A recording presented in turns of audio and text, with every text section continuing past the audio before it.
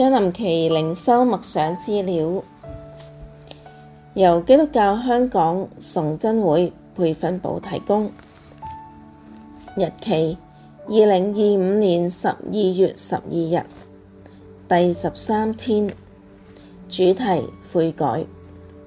題目追求良善的心。經文詩篇38篇19至20節。但我的仇敵又活潑又強壯，無理恨我的增多了，以惡報善的與我作對，因我是追求良善。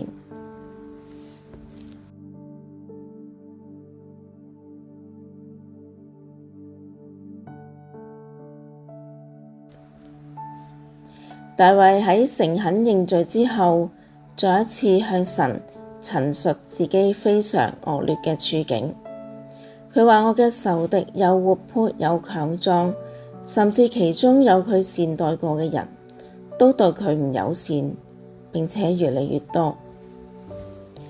大衛感到敵眾我寡，身心靈都受傷同埋失望，難以招架。大衛雖然痛苦萬分，眾叛親離，不過佢深知道罪有應得，佢仍然提醒自己目光要向良善嘅方向。乜嘢係良善呢？喺馬可福音10章18節，耶穌對他說：你為什麼稱我是良善的？除了神一位之外，再沒有良善的。大衛雖然被人所欺，但係佢選擇唔報復，而係追求良善，因為佢知道只有良善嘅神先至可以幫助佢唔會以惡報怨。事實上，我哋好多時犯罪都係因為同人有關，因為比較、攻擊、自我、貪婪、傷害等等都係。從起初嘅憤怒，繼而想報復或者脫離關係，甚至無法回轉，以致令自己再陷於罪中。大衛提醒我哋唔好再與罪繼續糾纏落去。有人離棄我哋，對我哋唔好，但唔好去選擇再犯罪，而係去悔改，追求神嘅良善，目光放返喺神當中。記得神都饒恕我哋嘅過犯，我哋點解唔能夠饒恕嗰啲得罪我哋嘅人呢？只有神嘅良善先能夠俾我哋力量，而我哋都找緊呢一份良善。當我哋向神悔改，寬恕別人，心就會釋懷，放過自己，放過別人，能夠幫助自己放下重擔，得益首先就係自己。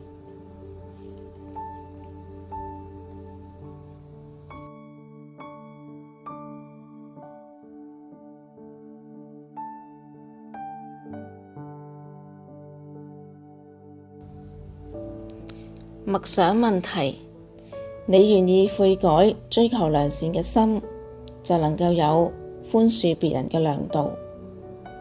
你有冇一啲人你未能寬恕呢？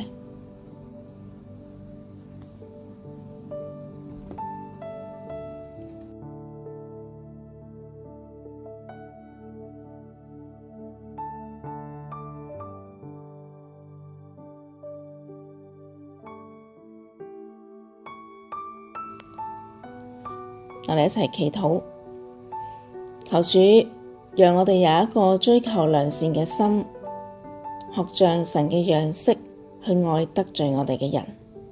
阿門。